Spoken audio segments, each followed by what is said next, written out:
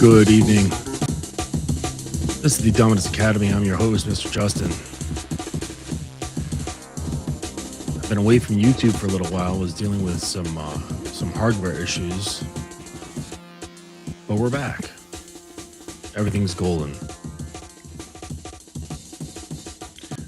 And tonight we're going to be talking a bit about disrespect and how to handle this in relationships. This is not for the guys who are, out on a date or something like that. This is like when you're in a relationship, all right? And it's important to understand the distinction between these things and what you should be doing, your mindset. I mean, it's basically the same, but you don't really have quite as much leverage like outside of a relationship, because typically the relationship is the world that you've created, right? Before that, there is no real worlds that she's stepping into. Maybe she's visiting a little bit, but it's a little bit different. So we're going to be getting into that. So just know that it has to do more with relationship. But again, still, the skills are just the same. The skills are all the same. Let's see. Books, they're available. Go on to thedominanceacademy.com and check out the books that I have for sale there. And in the coaching section, I should probably move it, but in the coaching section, there is the ultimate BDSM kit that I've created that's available. And this basically has a ton of information, reading material. There's audios, there's videos, basically everything that you could possibly need to basically start up and maintain a power dynamic situation. But if you're already a student, you already have access to all that stuff and more. Let's see. Still working on my Taoism book, the Taoism of BDSM. That should be coming out hopefully by the end of the summer. So look out for that. It's a good one. It's a good one. If you like deep stuff, if you're into philosophy and whatnot, then that's that's the book for you. I really appreciate philosophy. So if you're like me, you'll definitely enjoy it. Okay. So disrespect. How are we going to deal with that?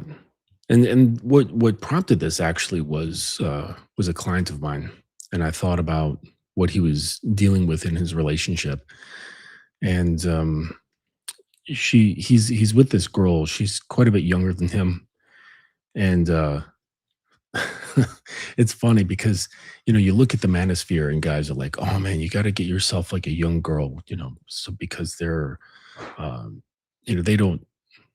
they're not tainted by the world. They haven't had many experiences.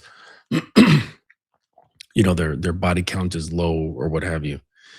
And the thing is though, is that their brains are like pinball machines, and they're all over the place. They don't quite yet know themselves. And I don't mean that in the sense of education or worldly experience, but the relationship to the self.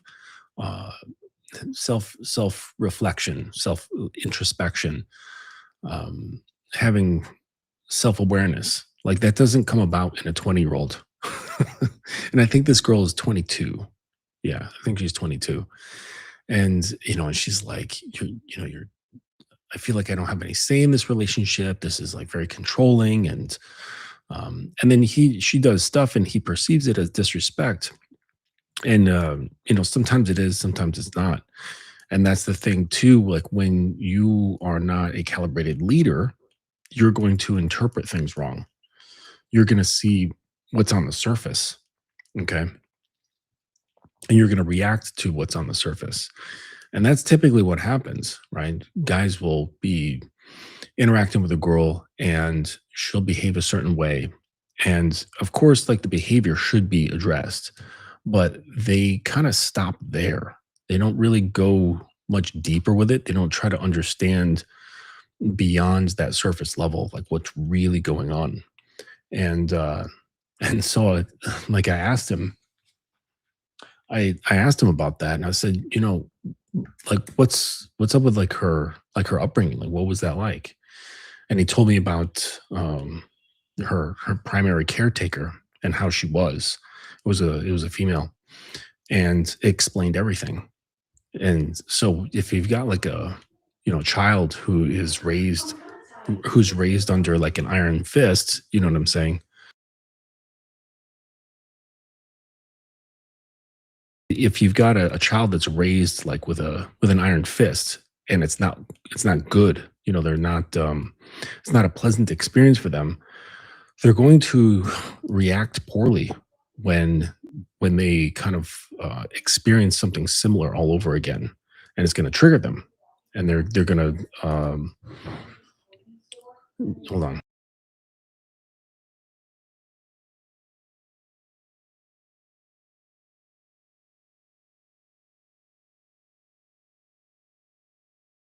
Okay, sorry about that.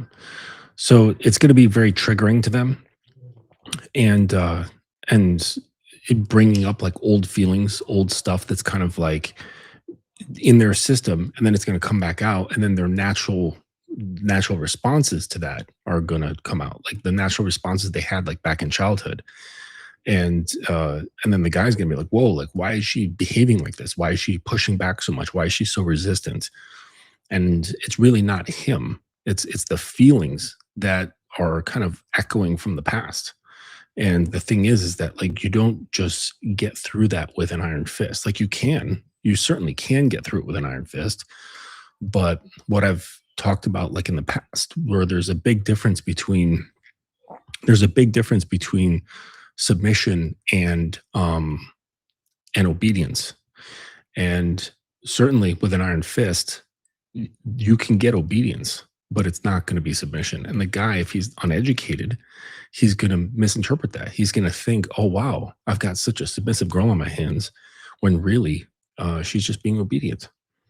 And obedience is just basically doing what you're told, which is not entirely submission, because submission comes from the heart. It's something that the woman feels, and she's compelled to it. Um, it's not just following orders. So it's kind of like going to a job that you hate, with like under a boss that you can't stand, but you're like, yes, sir, right away, sir. Whatever you want, sir. And that's it. But inside you're like, you fucking asshole. I want to piss in your lunch. And it's something similar to that. So on the surface, the boss could look and go, wow, what a great obedient employee you've got, with really understanding that you hate his guts, right? You just can't wait to leave. You're just waiting for a better job to come along, or in many relationship cases, a better guy to come along, because he's trying to rule it with an iron fist, or he's like a complete wet noodle. It's like you guys are like stuck in um, these two very, disparate conditions. Either you're a wet noodle and completely like serving the girl, or you're completely on fire and just barreling through things like with an iron fist. And this is not the way to go about stuff, right? This is like neither is the right way for a man to show up. So my guy, he's kind of been showing up too heavy-handed, and so it's triggering all of her shit. And he's getting what he's getting. He just never forget this, that whether you're aware of it or you're unaware of it, you are always leading. And and either you're leading poorly or you're leading really well. And it becomes very evident. Like it's super fucking evident. That's why I love relationships, because they show you what you're made of very, very quickly. The world will show you what you're made of too. Okay. Like how you show up to the world, how it responds to you, and that sort of thing, how people respond to you. It'll show you what you're made of, but it takes a longer time. when there was a woman in front of you. It's sort of like the same mechanisms, but it's like a microcosm that's forced into place, and it's like condensed, and this will show you who you are really quick. And the caveat is you can only see it if your ego will allow. And so if you've got a defensive ego that is protecting something soft inside you, that's afraid of the criticism, that's afraid of seeing the truth about yourself, then you're going to push back against that. And you're just gonna be like, oh, fuck that. It's that bitch's problem. Like, she's the problem. There's like, I'm not doing anything wrong. Or you're not even considering yourself at all. Like, whether you're doing something right or wrong, it's just ignored completely. And you're just focused, like laser focus on only her. And so you're not going to learn. But but if you've got an ego that's not ready to defend you, then you can learn. You can learn quite a bit really, really quickly. It's just, are you willing to take the L's? Are you willing to take those psychological L's? That makes the huge difference. So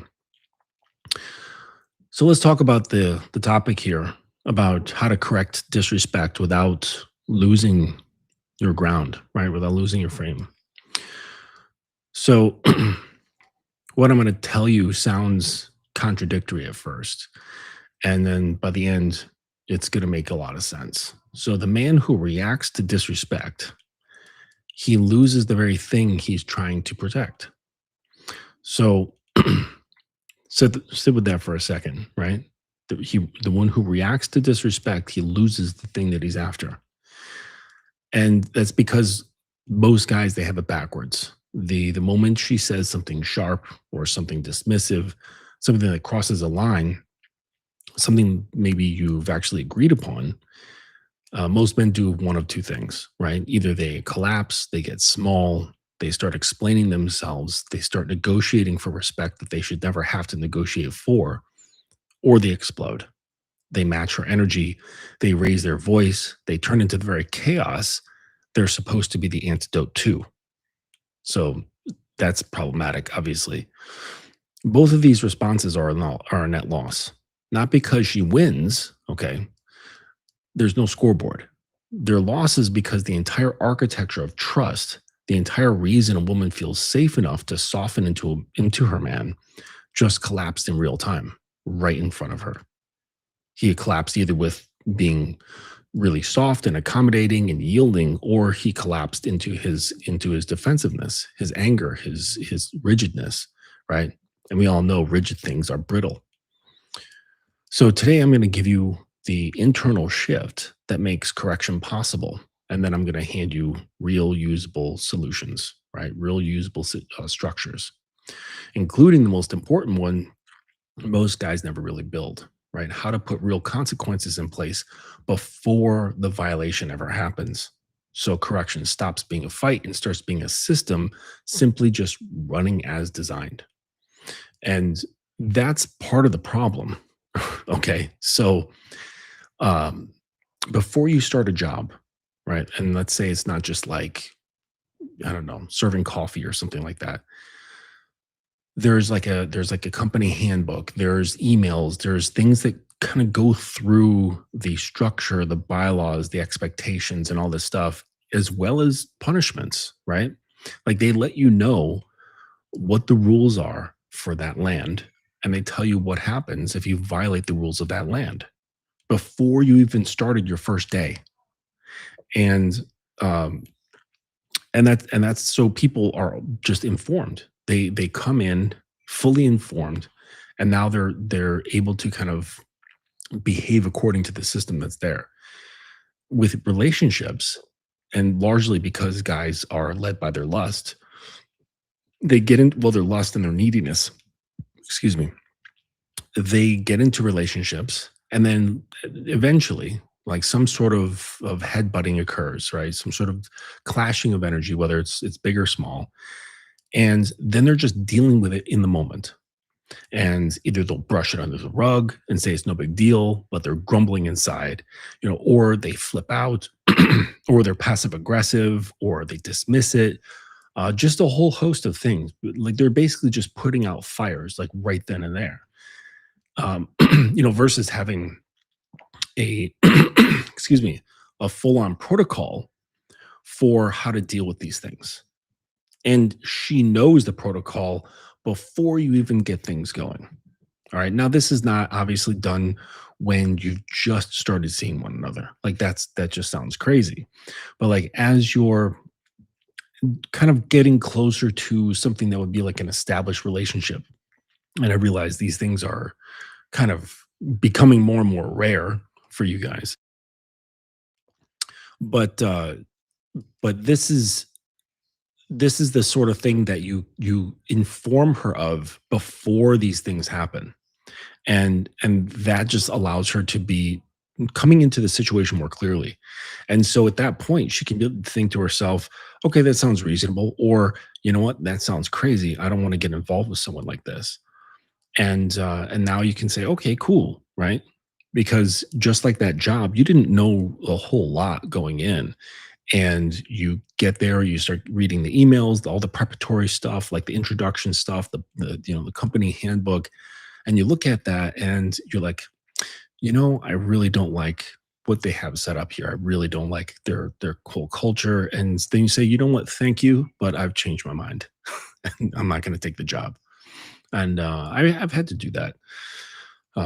Many years ago, I was looking to work for UPS as like a delivery guy, and everything looked great, except when I got to the part where they were discussing how raises were, and um, and your like options, and the way they had it all set up, because I think it's like union, it was just completely fucking everybody.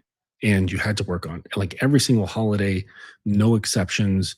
And like the raises were like just pennies. And I'm just like, this is just insane. And you only get like a real raise after working for like 5 years or some shit like that. It was just terrible. So I was in there, I went through all like the introductory training and all this stuff. And we were finally reading the paperwork and meeting the guy who like runs the union, and I was like, "This is shit." Like, I couldn't imagine anybody taking this on. It was a terrible deal. So I said, "Thank you, but no thank you." Right? And I left.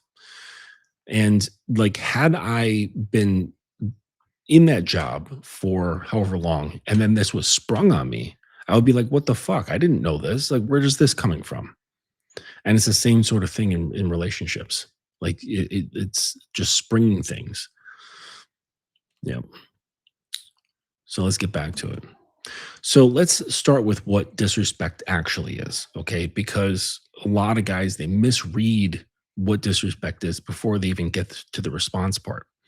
So disrespect in almost every case inside a relationship, okay?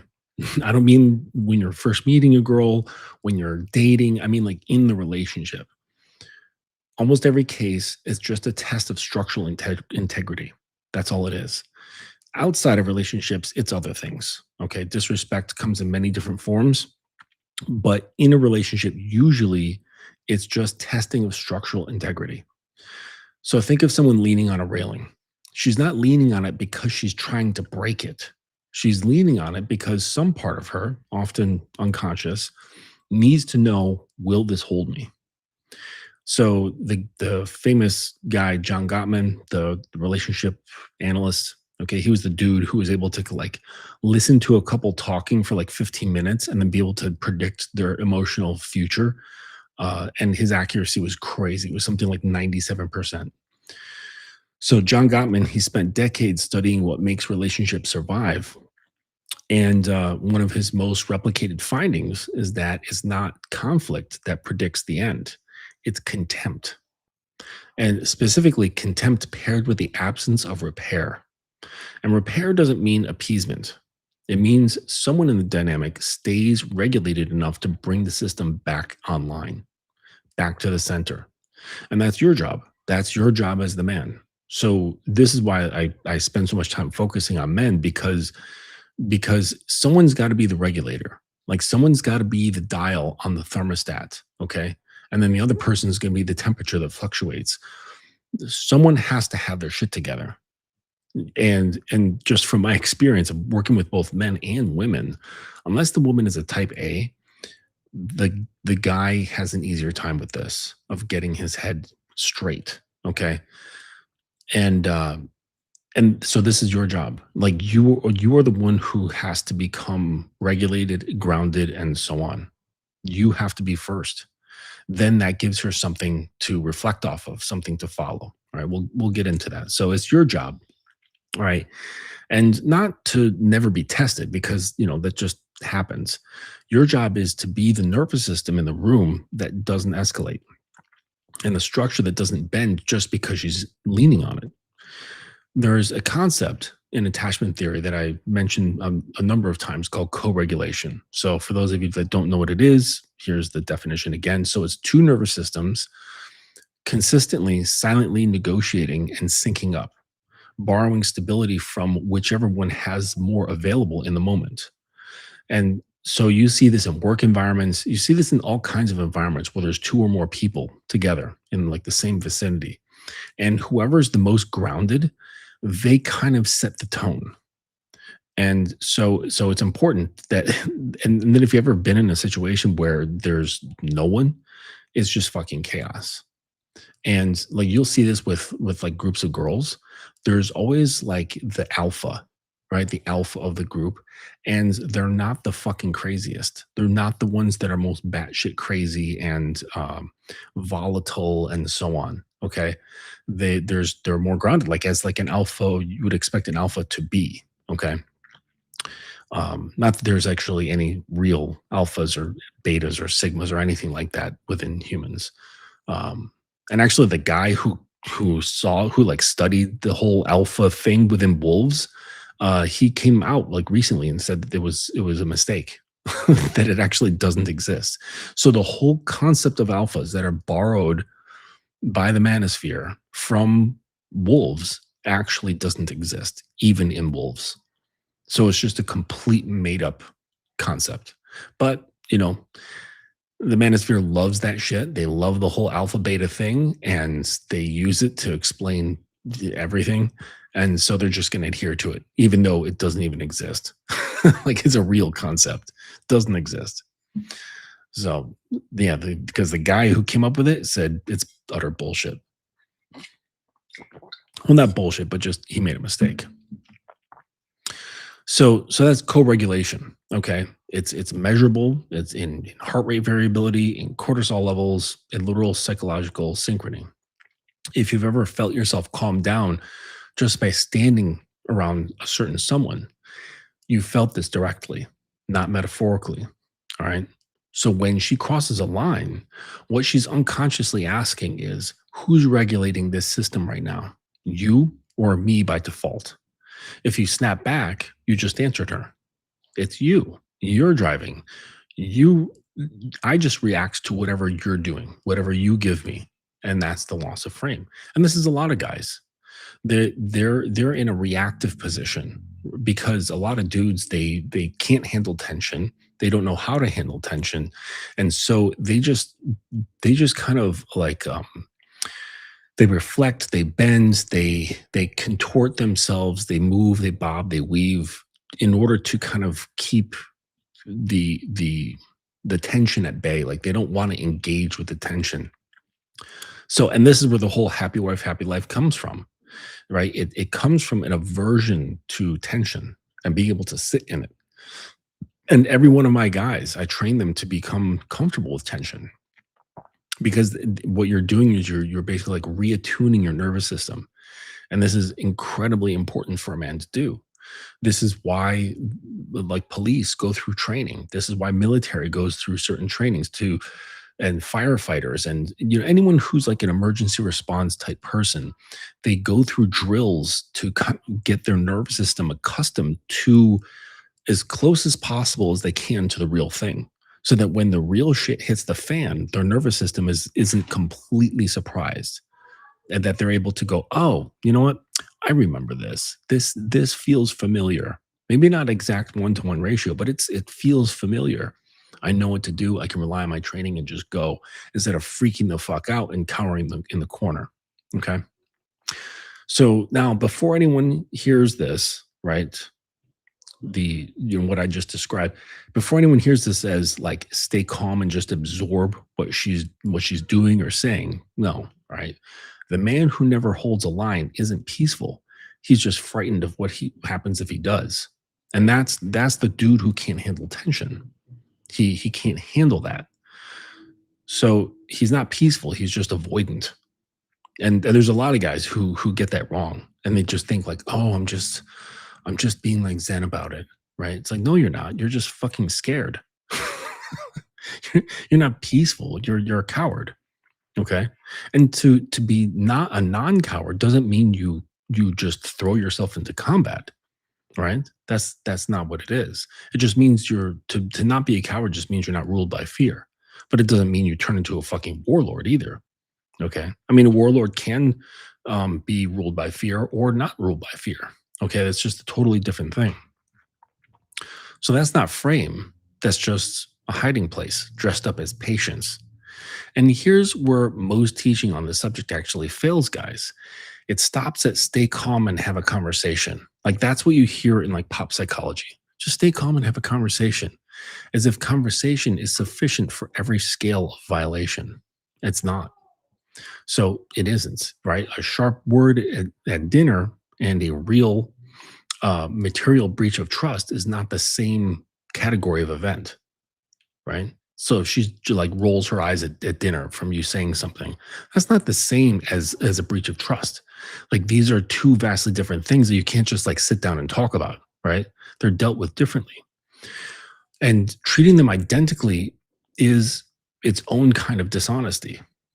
Worse, it quietly trains men toward a kind of conflict avoidance dressed up as maturity. Talk it out, stay zen, never actually let anything cost her anything. And that produces a man who's too pleasant to be around and slowly, invisibly, less and less respected. So there's some layers to this. Right? We'll start to get into these.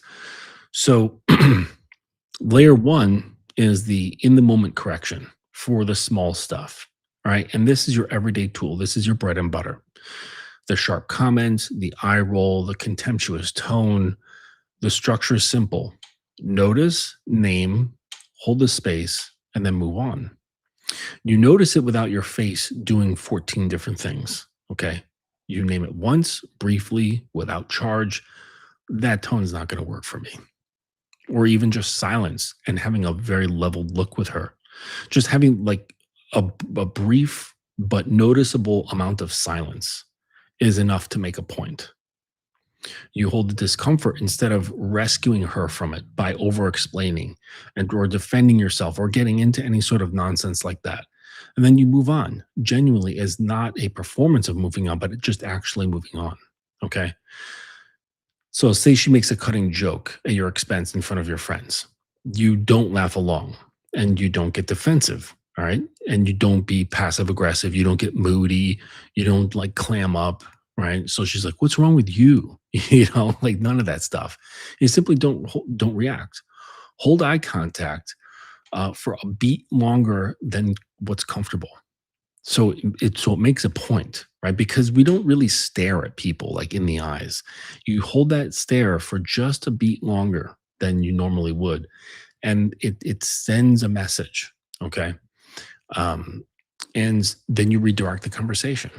So later, when in private, you name it once. Okay, and you say earlier that joke it landed wrong, and then you stop talking. If she pushes back, you don't argue further. You don't explain it. You don't try to make her feel bad. You don't get into tit for tat nonsense, because now you're jumping into her world, okay? And you're going to lose, right? Just by doing it, you lose. So you can just say, "Hey, earlier that joke it landed wrong," and and so you also have to kind of like watch your tone, because your tone also says a lot. And then, like I said, stop talking. And so, if she pushes back or anything like that, just don't get into sort of back and forth or anything like that. Don't explain yourself further. Just flat, final, no emotional hedge, no apology for having said it, nothing like that. Okay. And so that sort of approach, it handles the small stuff. Okay. It doesn't really require any sort of consequence. All right. It requires a consequence if there's repeated things. Right. And so if it's repeated over and over and over, she's routinely, um, you know, like doing this sort of stuff, like maybe like having like insulting jokes, but only seems to happen when you're in company. Okay. Now this something has to be addressed because we've got a pattern here. It's much larger than just this tiny one-off sort of thing. And she's not recognizing what's going on. And at that point, that's when you bring further heat to the situation to show her that it's not okay. And depending on what you've set up, right, makes all the difference. Okay. So whereas with me, there's this setup sort of thing where the moment my girl met me, I established myself as an authority. It's like a non-negotiable thing. And I let her just come to me. And then with each step closer she took, there was almost like a barrier for entry where there was like rules and understandings and things like that as she got closer and closer. So each time she was able to back out if she wanted to. But the more she kind of came in, she was well informed of like what's to be expected and the rules. And she just kept abiding. And that's great. Okay. But so that when a situation does come up, and they will, okay, the corrections that I have the ability to use are going to be different than corrections that other guys have. So you use them at your disposal, or like what you have at your disposal. And the easiest thing is your time and your attention. And and so you can make it very clear. Okay. So like let's say you're dating, but you don't live together or something like that, but you're in a relationship. You can say, hey, listen, like this is something you keep doing. And it's clear disrespect. And it's been going on. I brought it to your attention a number of times, and it's not changing. So you're not going to hear from me for the next 2 weeks. No phone contact. You can reach out to me if you want, but you won't get a response. And I'm not going to be reaching out to you. And that's the end of it. And you say, "Look, this is starting tomorrow." And that's what it is. And so you can, like, if you don't have like set up like punishments and things like that, consequences like I have, you always have your time and your attention. And you don't treat it like some sort of like passive aggressive thing, um, like trying to like get back at her or anything like that. That's not the thing, right? Because this is where like a lot of guys fuck up too. When they experience the disrespect, basically their ego is like saying, "Ow, that hurt." Okay. And the natural reaction, which is just very human, is to say, "Oh, that hurt. I want to hurt you back." All right. When it comes to correction or punishment, you cannot have that spirit within you. You cannot have the spirit of this is get back. Okay. Like when a police officer pulls you over for running a red light, is he issuing you a ticket for get back? You know, like, hey, like you little shit. I'm going to teach you a fucking lesson. No, they're just like, hey, you ran the red light. Here's your ticket. Have a nice day. Like, it's just very matter of fact because it's all about the rules. It's all about the disrespect of the law. Okay. He could give a fuck. Right. So it makes a huge difference when you're taking things personally and you're getting your emotions involved. The correction has to do with what's right and what's wrong and dealing with it as such, not how the right and wrong makes you feel. That's kind of irrelevant as far as like the corrections go. Okay, it doesn't matter whether it hurt your feelings, but so many guys, they want to put their feelings on the forefront and they want their feelings to be addressed and things like that. They're not going to be. That you have to accept that. Like women are not built that way. They're typically not. Some may be, okay, but just generally speaking, they're just not built that way, not towards men. So stop looking for it. All right. And if you are, you probably have mommy issues. And I don't mean that in a disrespectful way. I mean, you probably do. And that should be examined. The attention should just be focused on the structure of what's right and what's wrong.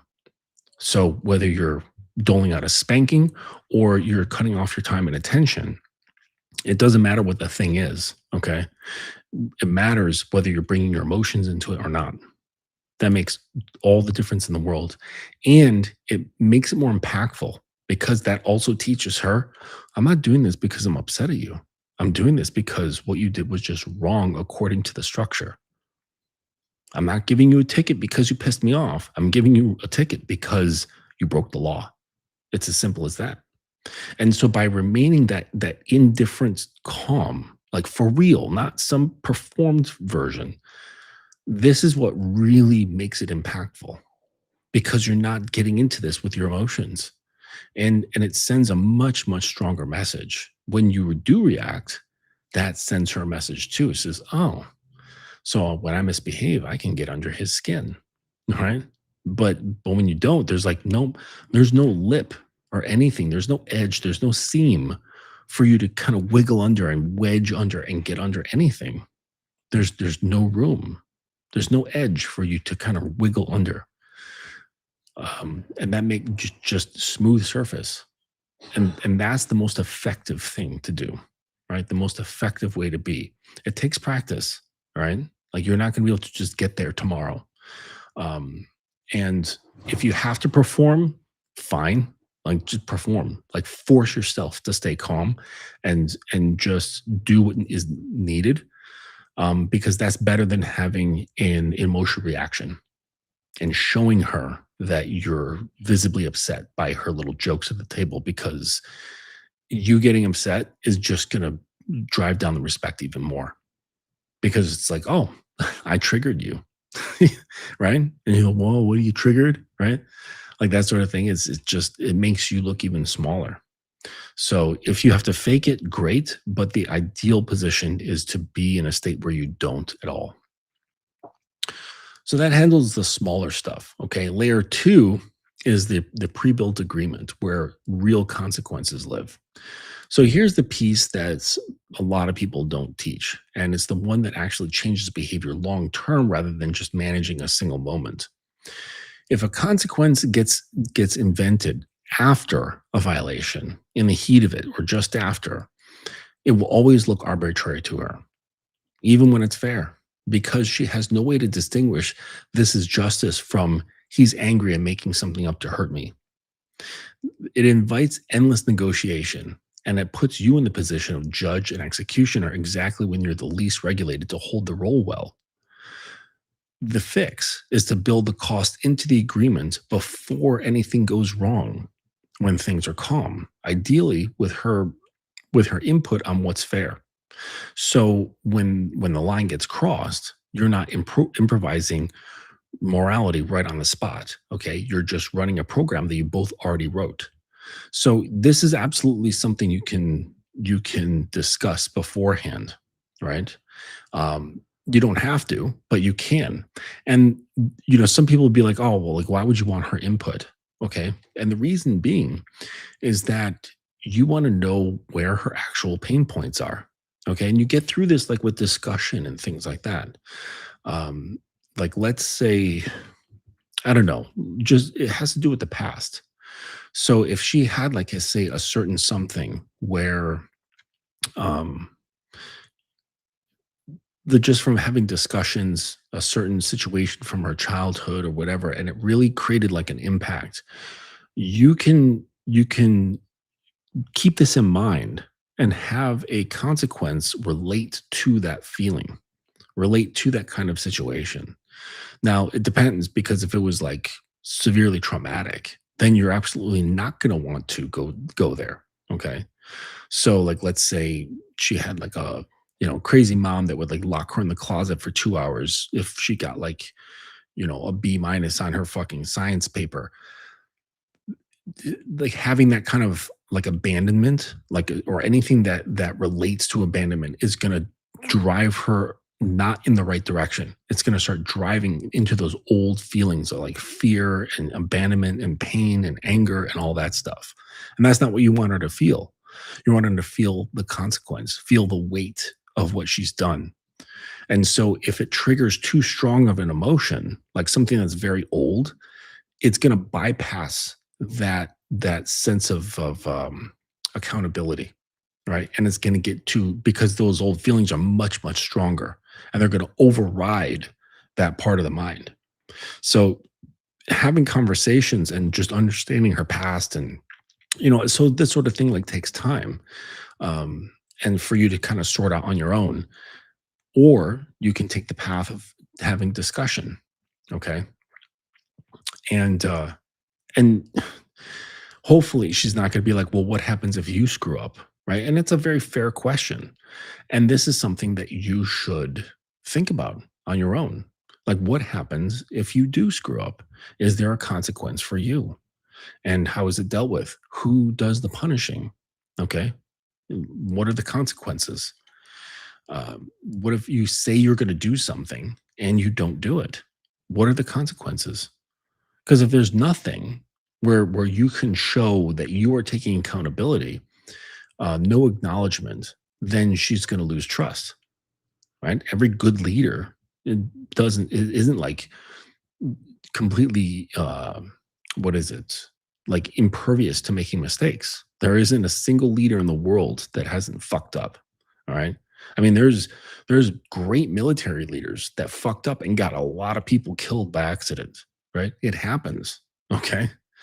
Having to write letters and shit to people's families and saying, I mean, not saying the whole story, but just having to deal with that, you know? So don't think that you're never going to fuck up, because you are.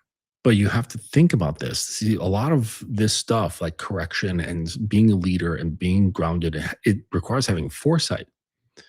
So you got to consider this like, okay, what do I do if I screw up? How do I handle this like a good leader would, to basically keep the trust going, but also show her what taking accountability looks like. Um, it's really, really important. It's like the same with kids. Like, they got to see how you react to certain things.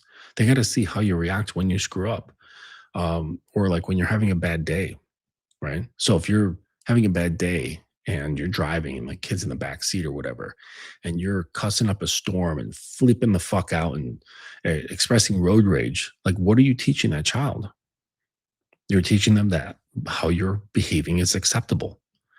And it's either going to encourage them to behave the same way, or they're going to get scared of it and they're going to put distance between you and go, wow, when dad's upset, he's really scary.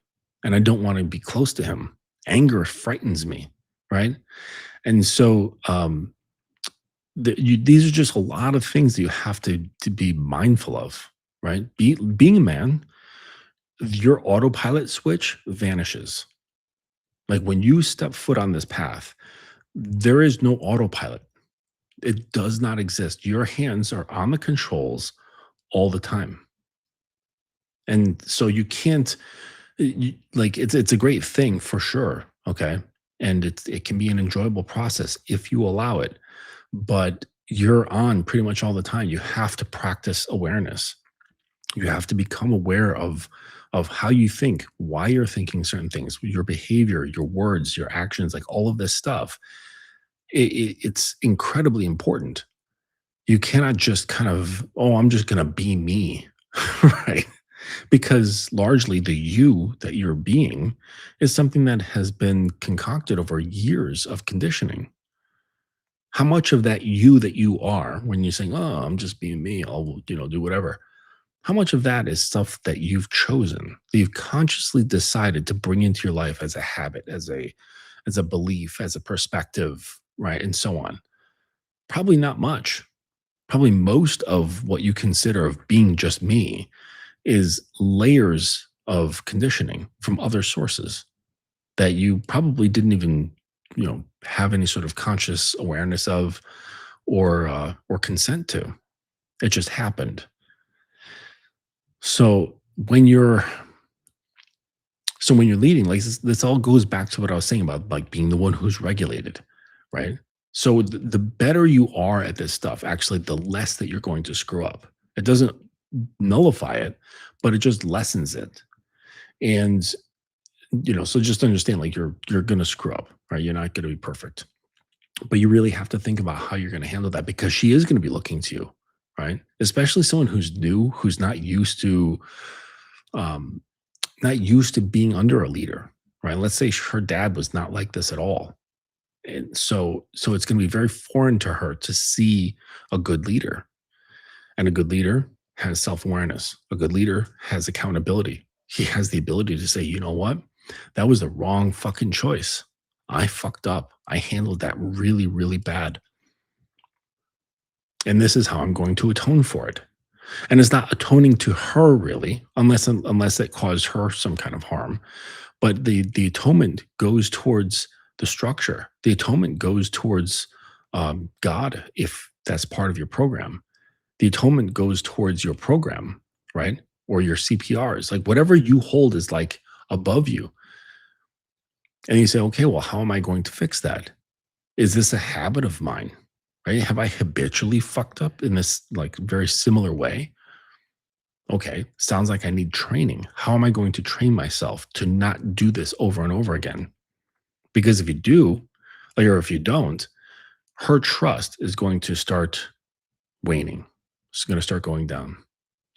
So this is all just stuff that you have to keep in mind, right? This is not a simple path, right? They say, "Oh, men are so simple." No, no. Maybe your average man is, okay, or your average male is simple, right? He's needy. He needs to be paid attention to. He needs to be listened to and heard, right? He needs a sandwich. He needs a pat on the back, right? He needs his his regular blowjobs, or he's gonna start pouting, right? He needs to have sex, or he's gonna start pouting, or he's gonna get passive aggressive and start slamming the cupboard doors when he's getting cereal. So that's the average guy, sure. Okay. They're simple. They're incredibly simple, mind-numbingly simple. And this is why women are so bored of you, regular males. Just completely fucking bored because they figure you out within minutes and you stay the fucking same for years on end. There's no progress of like who you are. Sure, you might make progress in the world, but who you are, it's the same as the day she met you. You're not growing. There's no series of little deaths occurring and rebirths. You're just the same dude, possibly since high school or college. And it's like, and you wonder like why girls get bored with their man, why girls go into, fantasy novels, why girls cheat, right? Even if it's just something as benign as like their work husband or something like that. It's like because the dude on average, that male, he's predictable, absolutely predictable. And that's not about being spontaneous or whatever, having like, oh my gosh, hey, grab your bag, we're going to fucking, Acapulco, right? That's not the antidote, right? The antidote is evolving, is becoming a new man progressively, and not just externally, but more importantly, internally. Because this is stuff that she can actually feel. Okay. Like growing your career, yeah, cool. Like that's nice and all. And it will be appreciated, but it's not impactful. It doesn't penetrate her, not at all. It's nice, it's cool, it's reliable, it feels safe in terms of the world. But if the guy who's doing it is the same dude that she met in college, like what the fuck? Like it's like, oh yeah, that's Michael, you know? And he's like, what the hell? Like, work all this crazy hours building this thing, and she doesn't love me, she doesn't respect me. We have sex like once a week. I get blowjobs on my birthday, and that's about it. And it's like, yeah, because you're still the same fucking chump that she met 10 years ago. You haven't changed at all. Like, well, why should I have to fucking change for a girl? You don't have to. You don't have to change for a girl. Change for yourself. Grow. Challenge who you are. We're not meant to be static. That's not the point. But of course, As you know, if you've viewed my work here on YouTube, it's not fun. It's not easy. It's oftentimes painful. It's confusing, and you'll never ever arrive. That's the thing. It's like you take that. Remember how I say like the path of manhood is laid in bricks of honesty. You lay a brick or you lay a line of bricks and you take a step forward. The path adds another another bit of distance. It recedes. You make another row of bricks, you step, it recedes again. The path gets longer. I think Alan Watts was talking about that. What was he saying? That he was saying something about like looking at God and relating it to looking at the world through microscopes. And he said that we started looking at microscopes. We had like 10x at first, and then the universe receded, and then we made 100x microscopes, and the universe receded, and then we made 500x, and then the universe receded, and so we can keep looking deeper and deeper and deeper, and now we're looking at atoms. We're looking at atoms and quarks and whatever, and fucking smaller and smaller and smaller. Okay, it just becomes infinitely small.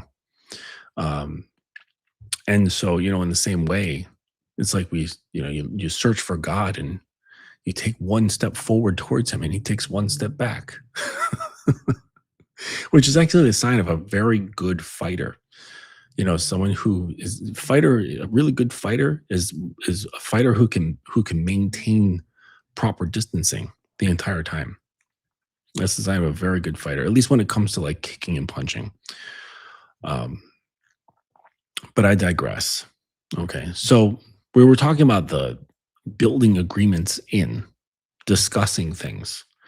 This is something you can do, right? This is like, if this is something that you want to be able to, like, I'm describing this, you're going, you know what, that sounds like a good idea. Like, I would love to have just this sense of how is disrespect dealt with? Like, if I'm in a relationship and a girl disrespects me, I'd like to know exactly what certain behaviors get what consequences. Like, that sounds like a great idea. There's nothing wrong with having a conversation like that with a girl that you're about to start a relationship with. There's nothing wrong with that. Like, it's out of the norm, right? Because that's just not how people communicate. But most people don't have very good relationships. And the reason being is because they fly by the seat of their pants. Everything's done instinctually. Everything is done out of reactions. No one has a fucking plan whatsoever of how to go from A to B to C and why. So yeah, go ahead, think about that and put some, but like be reasonable, right? I told you about that one guy that I spoke with, and like he's in a relationship. His girl, her car breaks down. I think she gets a flat. She doesn't call him. She just calls AAA. The guy comes, gets her tire switched around, and she's off on her way. End of the day, girls around, they're talking, and I think they were messaging at first, and she explains what had happened. He flips the fuck out. What? All ego. You didn't call me? Me, me, me, me, me, me, me. And he got so fucking pissed off. He's like, we're going to deal with this when we get home. She's like, what the fuck? And he's like, yeah. He's like, then when we got home, I grabbed her and I had her kneel like on a chair, but facing the wrong way. So the back of the chair was like towards her front, and she was holding the back of the chair. And he's like, I took off my belt and I belted her. And the way he was saying it, it was kind of like he was sort of like bragging, right? Like to me, like, oh, because he's not like a BDSM guy or whatever. So he's like kind of like trying to show me that he's like part of the club, like, oh, I'm down, right? I'm down with you. And I'm like, I'm thinking to myself, like, I don't handle that shit at all like that. Not at all. Like, first of all, I wouldn't even get pissed if she called the AAA. Like, that's the smart thing to do. Like, why the fuck, when I'm not even close by and he wasn't, why would I be bothered by Like, what the fuck could I do? Oh, sit there for a fucking hour while I drive out there and change the fucking tire? Are you kidding? No. I'd be like, why? And if she called me, I said, why aren't you talking to AAA right now? That's why we have it. Don't bother me.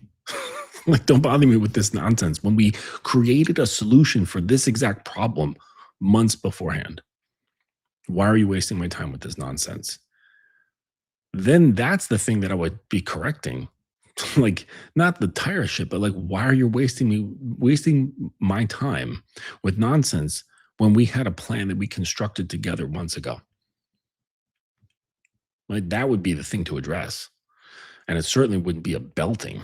All right. So he's like, yeah, man, I belted her good, like just like hit her ass with his belt. And just the way he was saying it, I was just like, God, like just have no fucking clue what you're doing, do you? Like the whole thing was just all ego, all of it. And then, trying to see if I would get he would get some kudos from me, like, oh yeah, good job. Yeah, man. And I was just like, they kind of being very neutral about it. And not really giving him the pat on the back that he was so desperately looking for. But anyways, if that sounds like having costs built in, if that sounds appealing to you, think about it, right? Have some sort of loose idea of how you'd handle certain things. And then when you're coming into a relationship or like that's kind of going in that direction, you're prepared to bring this up. And so now she's fully informed, and you're already carrying yourself as someone who has like calm authority, and so it kind of is on brand at that point, right? It makes sense. And if she had an upbringing that was kind of somewhat similar to that, where say like there was expectations, there was direct attention was brought to certain behaviors, and there were direct consequences for actions, then she might be like, you know what? All right, yeah, that makes sense. Okay. And then she might fire back and say, well, okay, well, what happens if you mess up? And then you'll have an idea by having thought about this already, how you would correct your own mistakes. Okay. Because I know she's not going to want to like give you a punishment, but she just wants to understand, like, how are you going to handle it when you fuck up? Right. Because they don't want to like put you over their knee. They just want to make sure that you're on top of shit. So here's a real concrete example. Okay. So say you and your wife have or girlfriend agreed like a weekly allowance. Okay. And a number that you both settled on, calm, no tension. So one week she overspends. She overspends it by $500 without a heads up. Okay. You just see it, on the statement. You're like, what the fuck? Right. The correction isn't a lecture and it isn't rage. Okay, it's already written, right? And then so the following week's allowance reflects the overage. You state it once factually, the way a bank states an overdraft fee. No victory lap, no anger. We agreed on a number. This week went over, so this week's allowance reflects that, meaning you're not going to get an allowance. So to make up for your overspending by $500, you now don't have an allowance, say for this week or whatever it is, to make up for that loss. Okay. So it's taken out or you don't get the allowance. So like, let's say her allowance, like, I don't know, just kind of spitballing here. Like, let's say it's $1,000. Okay. You've got it like that. Her allowance is $1,000. She overspent by 500. This week she only gets 500.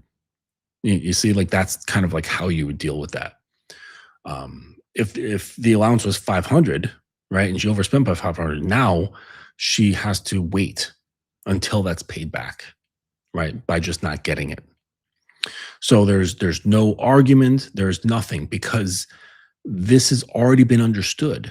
It's already been understood that this is like part of the structure, all right?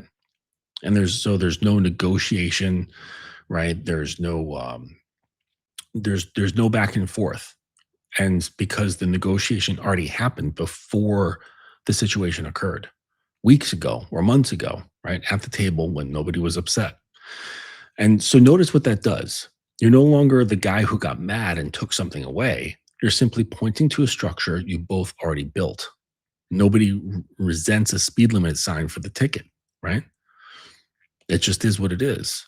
The resentment is reserved for the cop who seems to be inventing the rule on the spot, right? The pre-commitment is what converts a consequence from conflict into structure. So that's really it. So like don't be the guy who just comes up with shit on the spot. Like you don't want to be that kind of cop, right? Who's just like doling out punishments just because you happen to be upset. And this principle, it scales to whatever domain the violation lives in. So it doesn't have to be money, right? Time, access, privileges tied to trust, whatever the agreement covers, the cost stays the same, stays inside that same domain. And that's what keeps it from curdling into something else. So what I mean by that is, let's say there was you had like an agreed upon time to like meet somewhere, okay, to do something. And she shows up an hour late. The consequence for that wouldn't be cutting off her access to social media, right? Because those things are not related. Her being on time and her playing with her fucking phone, they're not related. They should be within the same narrative, the same context. Okay. Um, so just keep that in mind. This is what I personally feel is better. You can do whatever you want, but these aren't like rules. These aren't hard and fast rules. This is just what I believe. I believe that it should be within the same context, something dealing with time and attentiveness, right? So like, for example, like how I would deal with that is I would say, okay, for the next like 5 instances where I'm expecting you to be somewhere, you're required to be there 15 minutes beforehand, each and every time for the next 5 things. Okay. So that means she's going to have to adjust her schedule. She's going to have to hustle. She's going to have to hurry or whatever the fuck. Right. And so that's like how I would deal with it. And also when it comes to consequences, it has to be on a 1-to-1 ratio. Okay. So my example of the guy that I know who used the belt for not calling him with the flat fucking tire, that's not on a 1-to-1 ratio. The consequence was way beyond the infraction. Okay. So even if like, let's say they had an agreement, like, hey, anything happens to you with the car, you call me. Okay. That still doesn't, in my mind, justify a belting. Like that just doesn't make sense. Right. That to me says anger. That to me says rage. That to me says my daddy did this to me when I was a kid. Right. That's what that says. It doesn't show controlled, focus, grounded neutrality and just upholding the law. This is the cop beating the shit out of you for not having your license on you when he pulls you over for running a stop sign, you know? Like we all hate those stories. So don't be that guy. So it should scale, right? It should scale to the domain. So like the moment of financial violation gets answered, the moment of financial violation gets answered with withdrawn affection, or a lateness pattern gets answered with public humiliation, the consequence has stopped being correction and started being about control.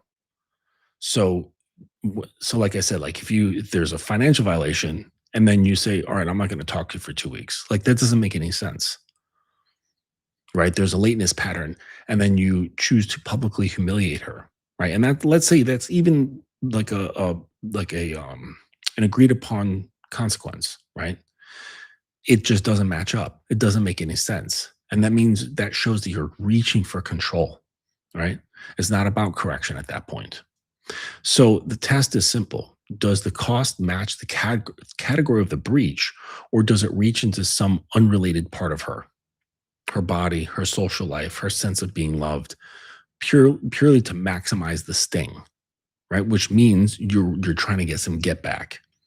If you're trying to maximize the sting, that means you're making it now about your feelings rather than the situation at hand.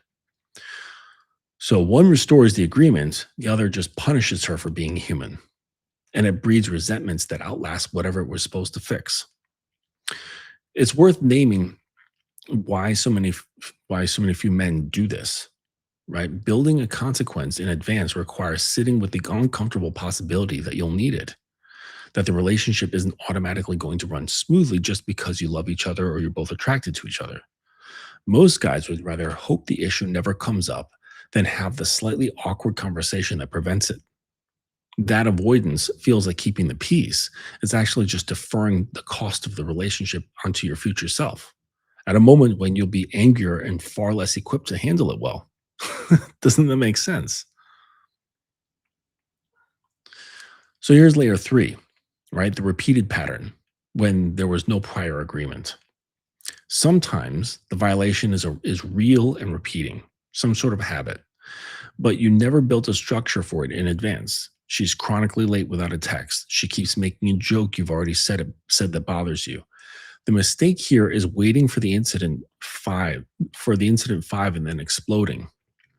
Because by then, resentment's been quietly compounding and it comes out disguised as finally saying something, right?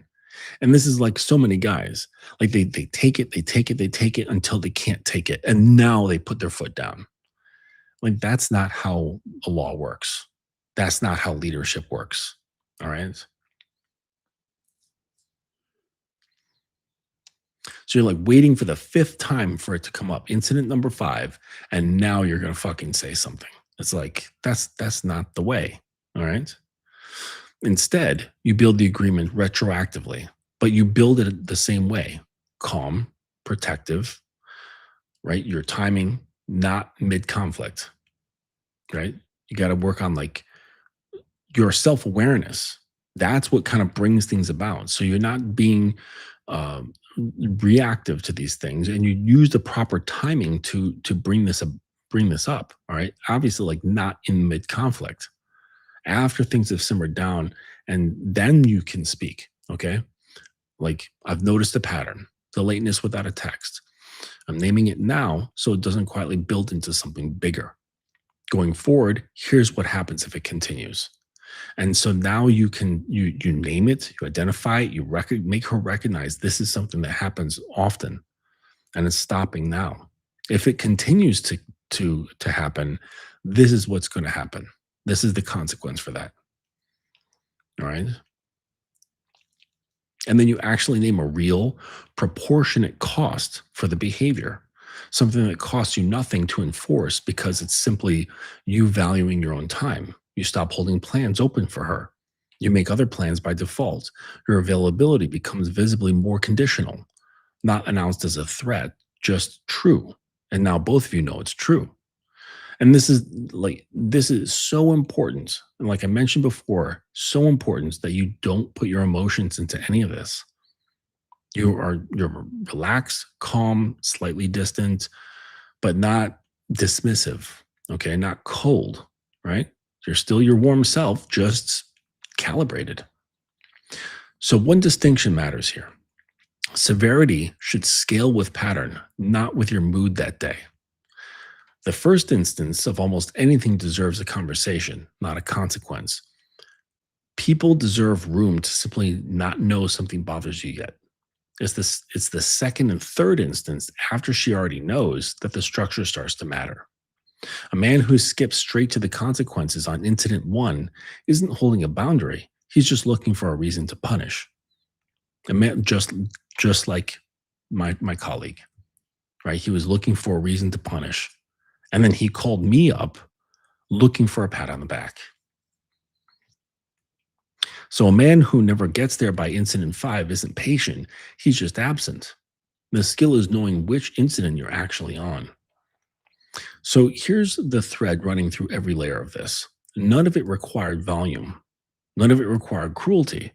What it required was a man willing to do the unglamorous work before the conflict, right? Building real structure, real proportionate stakes while things were calm. So that when the test comes, he's not negotiating from scratch in the worst way possible. This emotional state, right? He's not doing that. This is also, frankly, why pre agreed consequences require less frame to deliver in the moment than improvised ones do. You're not fighting your own anger to find the right words. You're just stating what was already decided, what you've already figured out. The way gravity simply continues to apply whether or not anyone's currently thinking about it. Disrespect, large or small, is not an emergency. It's a pressure test on a structure. A well built structure doesn't need to fight the pressure to pass the test. It needs to already have the right consequences engineered into it long before the pressure ever arrives. So the test simply reveals what was true all along, that this man is a man whose word and whose agreements actually mean something. Build the structure when it's calm, let it run itself when it's tested. That's the whole teaching. And that's really like as easy as it comes, right? But the difference is having the foresight to think about these things beforehand, uh, putting things into work, into action, like in your head, and having ideas about these things, um, long before anything comes about.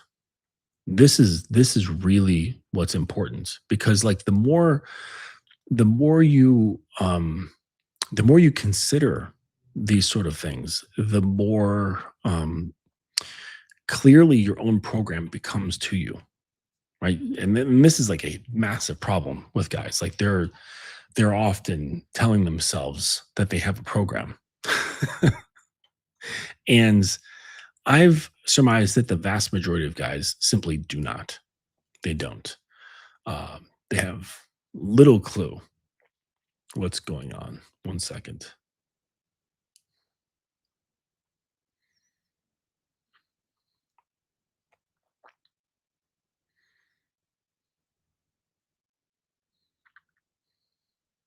Okay. So if you really want to be able to not lie to people when you say you've got a program, this is one of the ways to help that come about. It's not the only thing, but this kind of gets you into the right frame of mind for actually creating a program, so that when you say you have one, you actually do, or at least partially. And this can be done just simply by thinking about consequences, thinking about uh, how you will be doing things in the future, right? And the thing is that when you come into say my world, you want to come into the world of like alternative relationships, power dynamic relationships. I've got hundreds hundreds of ideas that I can kind of like use to, depending on the situation, hundreds of ideas just waiting for me, like to just kind of pick from and say, okay, and they're kind of separated by intensity. So, and then I don't have to separate them by category based on the situation. Like I'll just be able to do that like on the fly, but I have them separated in intensity. So I know like low intensity consequence, medium, and high intensity consequence. And then based on whatever the context is, I'll be able to just filter through that on the fly and just decide what's appropriate.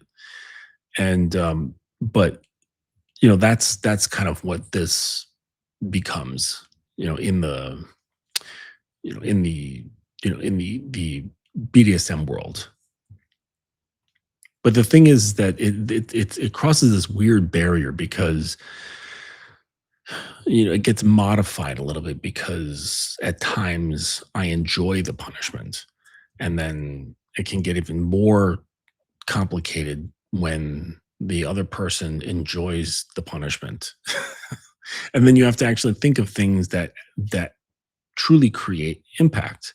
So now it gets interesting, because it's like, well, if I really want her to learn something, I can't actually give her something she enjoys, right? So if you've got, say, a girl who has a very high pain tolerance, really enjoys getting spanked, it wouldn't make sense to spank her for a punishment, even really hard, right? That's just going to make her wet.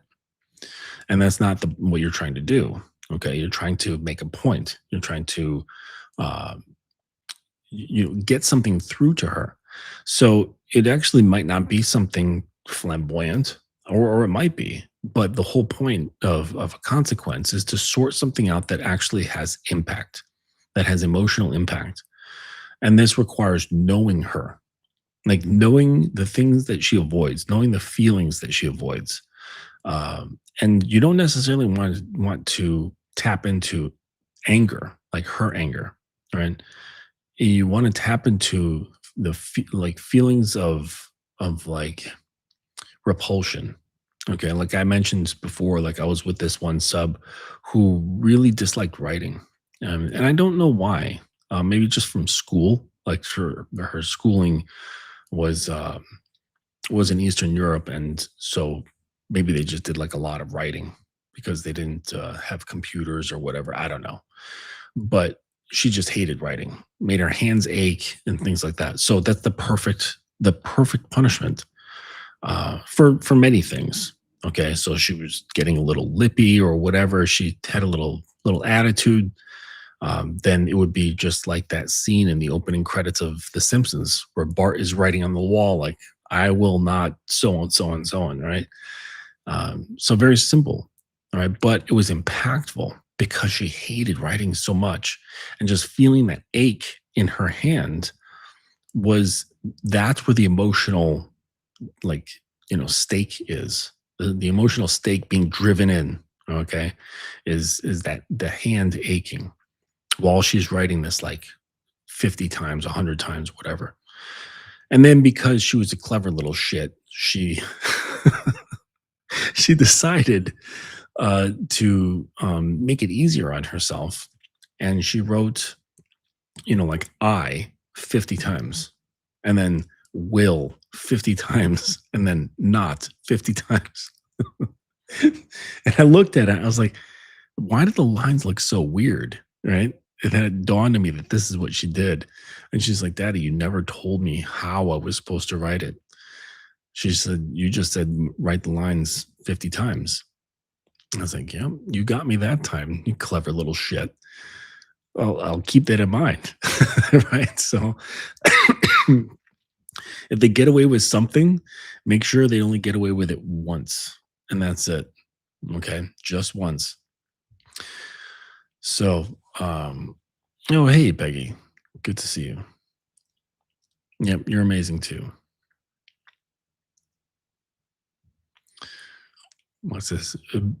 Being a man is stick shift driving. Yep. No automatic. Yeah. One of my vehicles is a manual transmission. I really dislike the idea of automatic transmissions. But I'll tell you what, they're so much better in New York City traffic. Just so much easier instead of constantly messing with the clutch. And you're like moving a little bit, moving a little bit. That gets old quick. But for regular driving, I absolutely prefer a manual transmission. Yeah, my favorite is I used to have a Nissan Xterra. It was yellow, like one of the like compact SUVs that are tall. Often like those adventure day dudes use it. They put like an air snorkel on it because they like drive through like swamps and shit. They often modify them to do like those rock climbing competitions, and what standard for them is they come with a manual transmission. Like if you want the automatic, you have to like order it, and then they install. But anyways, um, so yeah, the whole point is that you want to just be mindful about this stuff, and not shoot from the hip. You don't want to react. You don't want to get your emotions in any of this stuff. And it's even better if you have these things pre-planned, or you if you're not pre-planning them and just so happens that you have to kind of deal with something on the spot, that it's in alignment with the infraction. So again, like this requires you to have a strong sense of emotional regulation, so that you're not flying off the handle. And if you are coming up with something like dealing with it on the spot, it's nothing crazy. Okay. And if you need a second, take your pause. Like no one's telling, there's no rules about how you should be handling certain things. Like, yeah, I'm giving him my advisements, like keep your emotions under control. But if you want to just pause for a second while, say, something happened, and you bring it up and say, "Hey, this is a pattern that's happened. You've done the same thing 6 times in a row, and this is how we're going to deal with it." And you think for a second, like give yourself pause, which could increase tension and make whatever you say even stronger. So don't think that you have to just like quickly come up with something on the fly. You don't, right? Or you say, you know what, we're going to deal with this, and I'm going to think about it, and I'm going to get back to you in 20 minutes. So you can do this. Like, you have control here, right? Remember, your hands are on the steering wheel. You just, it becomes much more convincing, much more trustworthy if you're just not volatile about it, if you're not flying off the handle, if you're not reacting, or, like I said, shooting from the hip. Because shooting from the hip is just going to prove to her that you are highly reactive. That's what it's going to show her.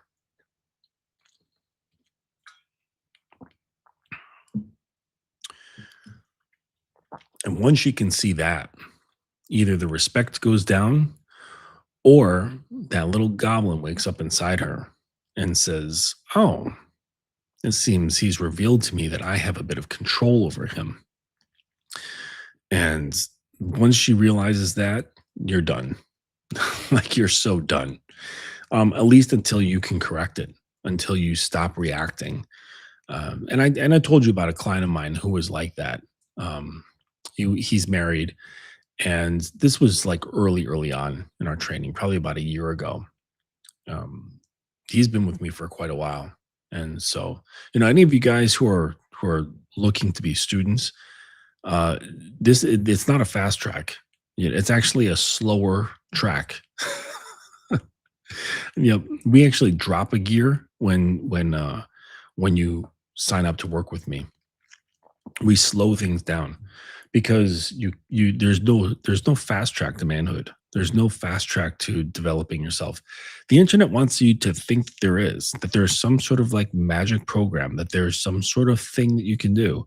And there are, when it comes to external stuff, right? You can build up your appearance, you can build up the things you own, you can build up your career, but this is not manhood.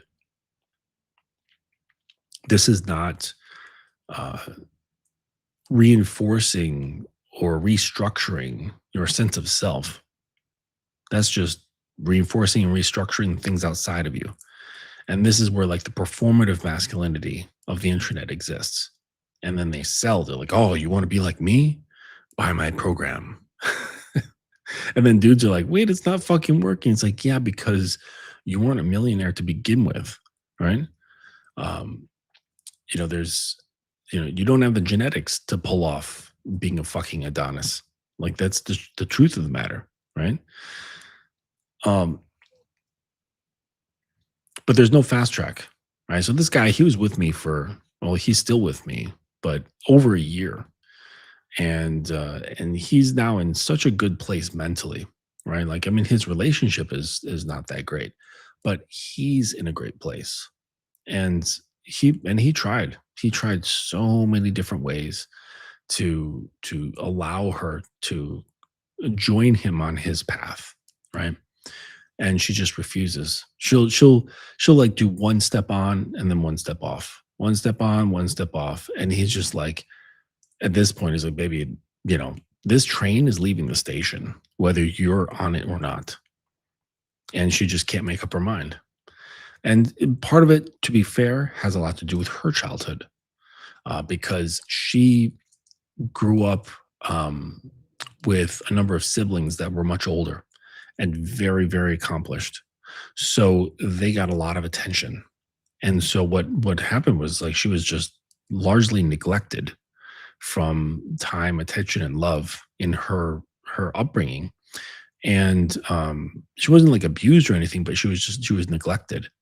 And so she always felt like, second string. Uh, she was always sitting the bench, and no one paid attention to her. And so in her expectations now, she believes that the man should basically treat her like a queen, treat her like a princess, shower her with attention and gifts and love and all this stuff because she's coming from a place of poverty in that sense. Okay. And you can always tell, like, like, well, at least I can, like, what's going on with somebody. So, like, with their past, just generally speaking. So, if they have this idea, let's say, like, about money, chances are they came from poverty. Okay. Because someone who's born with a fucking silver spoon in their mouth, in their relationships, money is not the thing, right? It's just like they've always been around it. It's like why is this even a topic to even talk about, right? Like, of course things are like this, like however they're accustomed to, that's just how things are for them, that's just their basic reality. But people who are like claiming like, oh, this has to be like this and this has to be like this, say, like, as far as like finances go, a lot of times they didn't grow up with money, and it's a foreign thing to them. They have a poverty mindset. And so, but people can have poverty mindsets, not just about finances. They can have about all sorts of stuff. And in this lady's case, it was emotional safety. She had poverty when it came to emotional safety, just because her parents were busy. They were very busy parents, and then the attention that they had to give, they gave it to her older siblings because they were just such accomplished people. You know, they did great in college, they went to great schools, they built amazing careers and all this stuff. And she was just kind of left in the dust. So you can understand how when she's not prioritized in the way that's in her dreams of being showered with attention and gifts and made to feel like she's number one, because that's all she wanted when she was a kid. Like, I mean, shit, she'd probably be even satisfied with number two, but she was number three. And number one and two is like they just got all the attention, all of it. So it just makes sense that, so when I hear this, I listen to it with a bit of compassion in the sense that, like, I can understand why they have such high demands, such high needs. And this is where the sticking points arise. And so she has this idea. She's coming at it from the place of this, emotional poverty. And he's like, that's not what I do. Like, I'm not placing your emotions first. Like, you're not this, you know, princess for me to take care of. Hold on a second.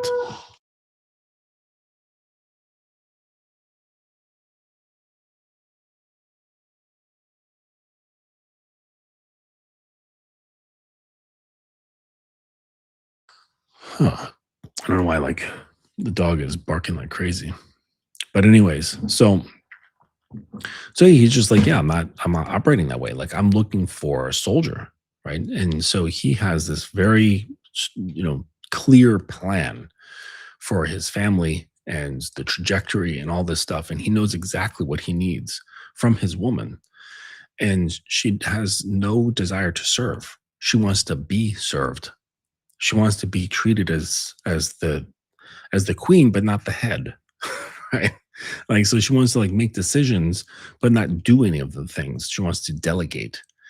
And this is just not, they're not conducive, right? So back to, like, the behavior.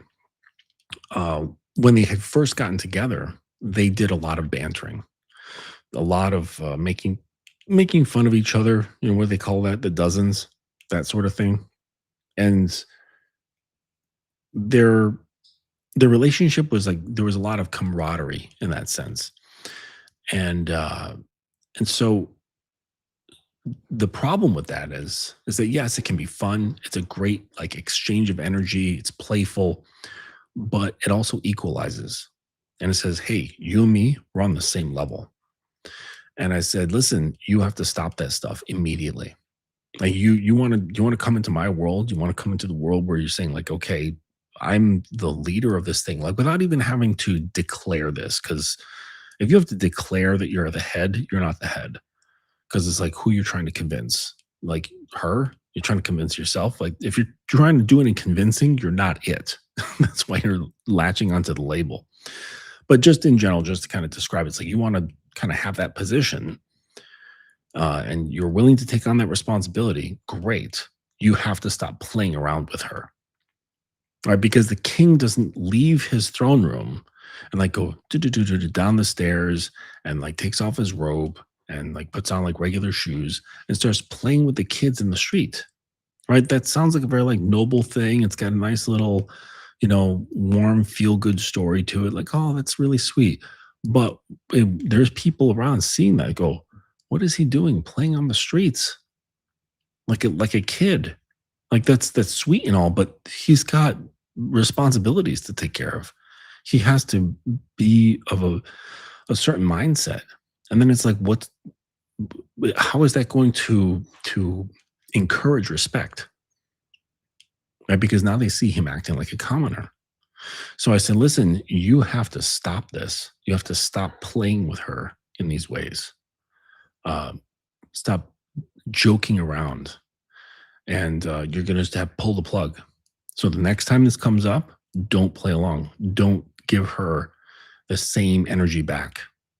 And so she did her thing, made fun of him or whatever. I don't know, made fun of his bald head or something like that. I don't know. And he didn't respond. He didn't play along, just did nothing. It was just like, and then like went about his business. And what happened is that behavior, it was like she was alone on a stage with a spotlight on her. And like there was crickets. And she was like, oh shit. Uh, and immediately her behavior became really apparent because it was like, oh shit, like I just made fun of my husband. I just did that. Because when you're playing along, it gets masked. It gets masked by the play. But if someone's just joking around and they're like, hey, your bald head looks like an egg.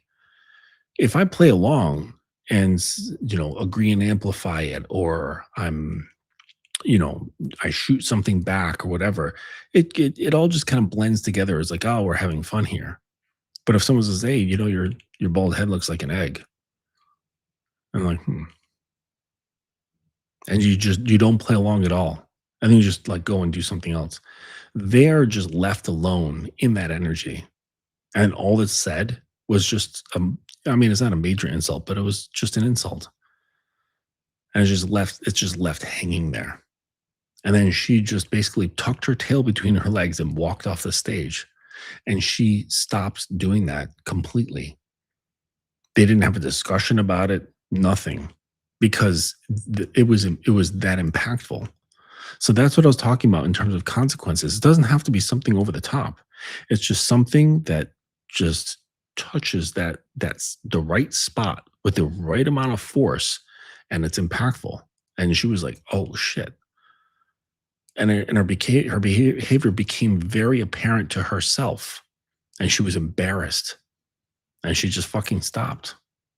And I was like, "Listen, like, and now I told him like, this is the position that you have to maintain. You cannot come down off your throne and be on the same floor of the main court. Your feet no longer are allowed to be on that when she's there. If she's there, you're always on the throne. She's not your buddy, right? She's not your confidant. She's not your therapist. She's not your best friend.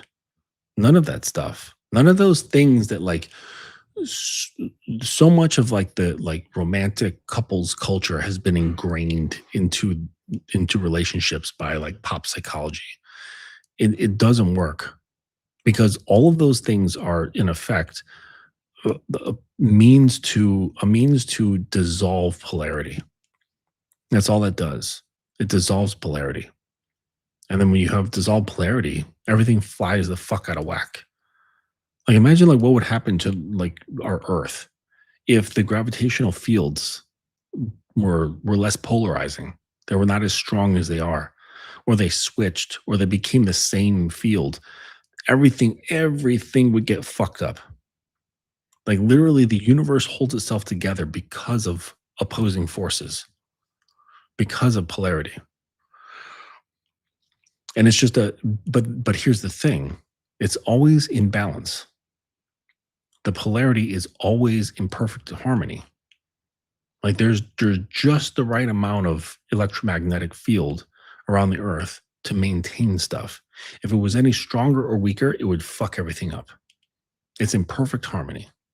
So when it comes to being polarizing, if you're too much of a certain way, it's going to break it.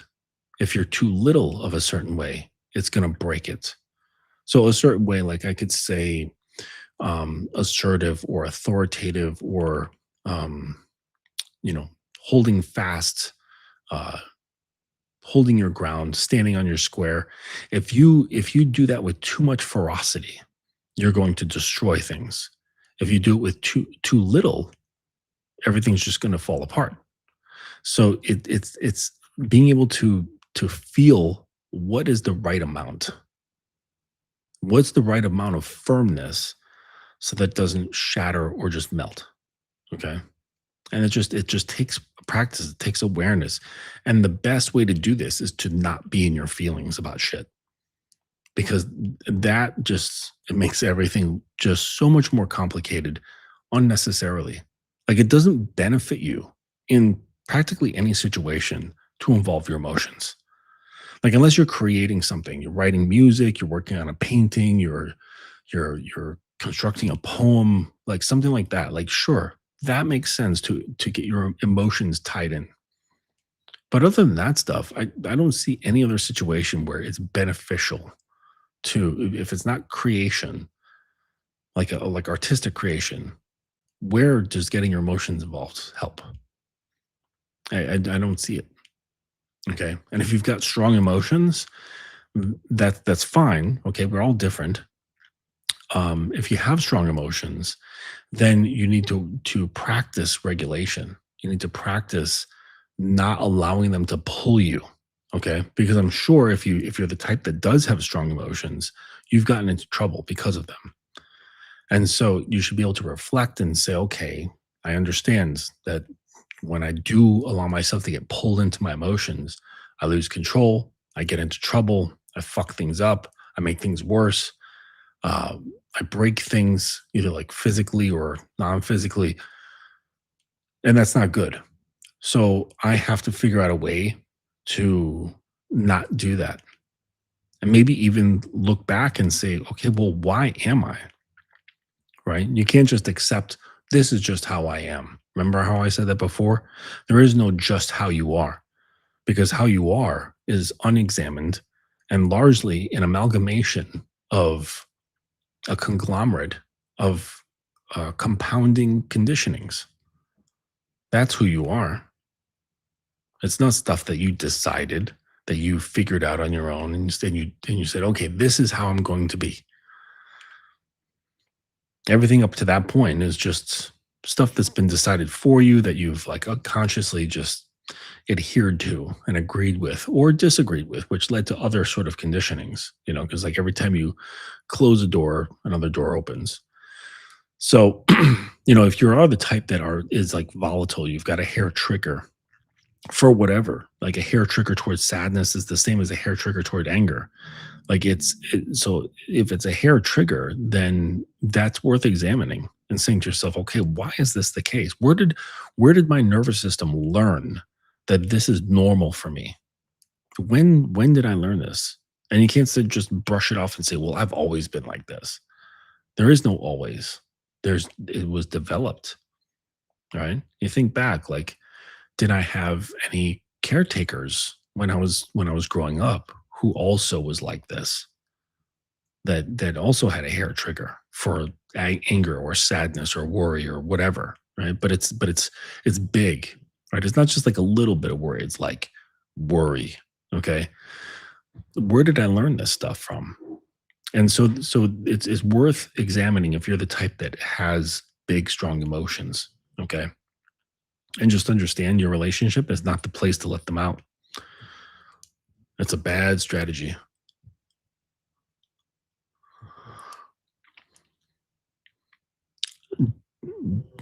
Dustinum. Dustinum one. Okay, what's one of your books you would recommend me to start with as a newbie? Well, a newbie in what? Um, I mean, like right now, I've got 3 books.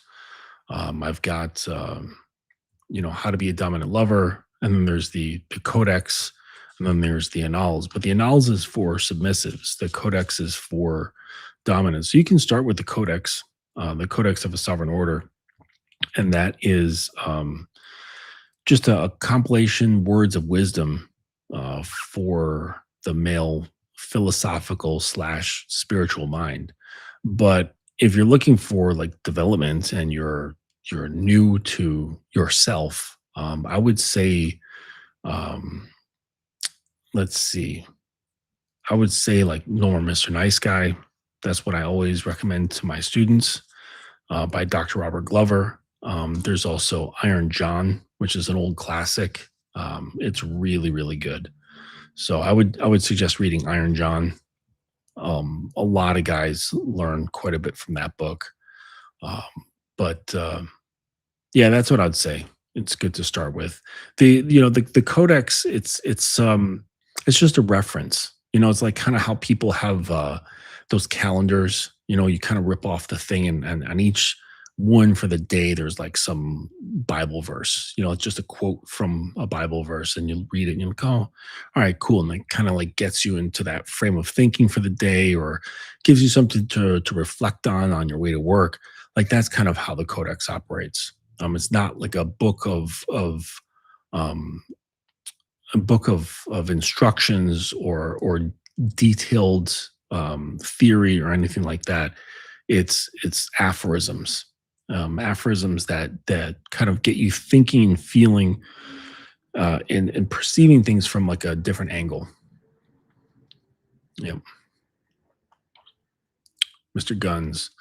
Dictating how the nervous system will respond is invaluable. I'm always revisiting the work of Bruce McEwen and the allostatic load. I don't know about the allostatic load, but I'll look into that.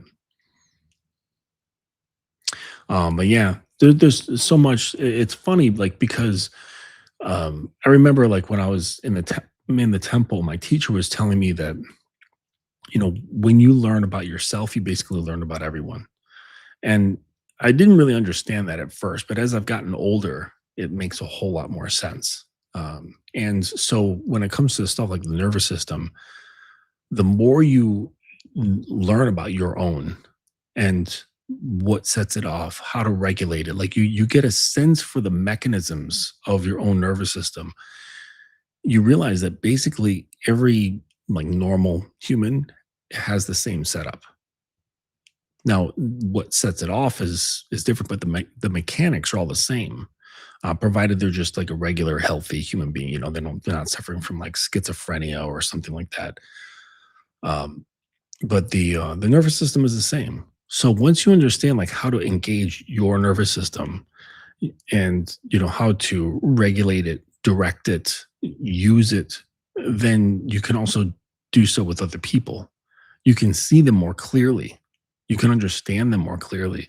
You stop dealing with the things on the front end and getting distracted by this stuff. And then you can kind of peer back and say, oh, so their nervous system is producing this kind of reaction, no matter what it is, positive, negative, neutral, whatever. And you get a feel for the mechanism. So then if you're, like me, and you like to mess around, um, and experiment, you can then start tweaking other people's nervous systems through certain stimuli to then produce a certain effect. And this is, it's a very subtle form of leadership. Especially, when there's trust involved. So when there's trust, it's no longer seen as manipulation. But if there is no trust and you're just fucking around, well, now that's manipulation. So please don't do that. Um, I'm not condoning that, but it's a very real thing though. Like once you really start understanding nervous systems and how they work and how it relates to the brain and perception and behavior, just like, oh, like wow, we're such reactive creatures, like tremendously reactive creatures. Well, all creatures are. You look at like like an amoeba or something like that. They have like basically they have like one sense organ, And I think that's to light, right? And they could just sense light. And so that alone, you could just see how like different pulses of light or different colors of light, perhaps the temperature of light, I don't know. But but that's all it is. You can see just how simply reactive it is. And we're the same. We're just complex amoebas, you know?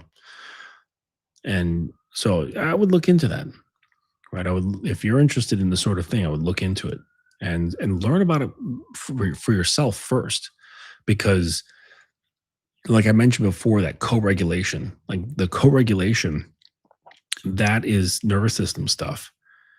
So if you are regulated and you understand the mechanisms by which that's happening, then you can understand how the woman around you is feeding off of that or reacting off of that. And then you can understand like, oh shit, like if I'm fucking crazy and if I'm being crazy, then that's going to either cause her nervous system to react in a certain way, like that might make her shut down. She might get scared, right? She might become like boxed up, or she might flare up herself because her nervous system was trained in a certain way to respond to that kind of stimuli. And now you got clashing. Okay. So it's just stuff that I recommend looking into, learning to understand for yourself and then for other people, right? Because this is another hallmark of leadership, is understanding how people work. Okay. And not for your benefit, but for theirs. Because a lot of times most people don't have self-awareness. They don't know how they work. So if the leader takes it upon themselves to understand how other people work, you can be more effective at leading. And yeah, sometimes that involves a bit of manipulation, but it's not for your own ends. It's not so that you can feel good or so you can feel cool or whatever. It's to usher them along their own development.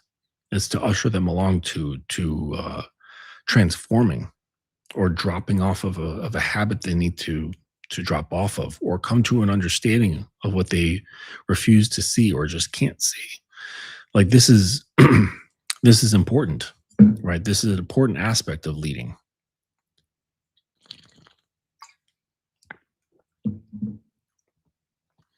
You cannot be here with just command alone. It does not work. Like I said before, at best, you will have an obedient person, and that's it. And that's just level one. That's just level one. And I've gone through the layers of submission. If you want to know about that, go through the history of the lives. And there's one where I go through the layers of submission. You'll only have layer one. You'll have the performative submission, because it doesn't require trust to do that. Her nervous system can stay exactly how it is. You don't really have to read anything. You just basically list out commands, and then she plays along.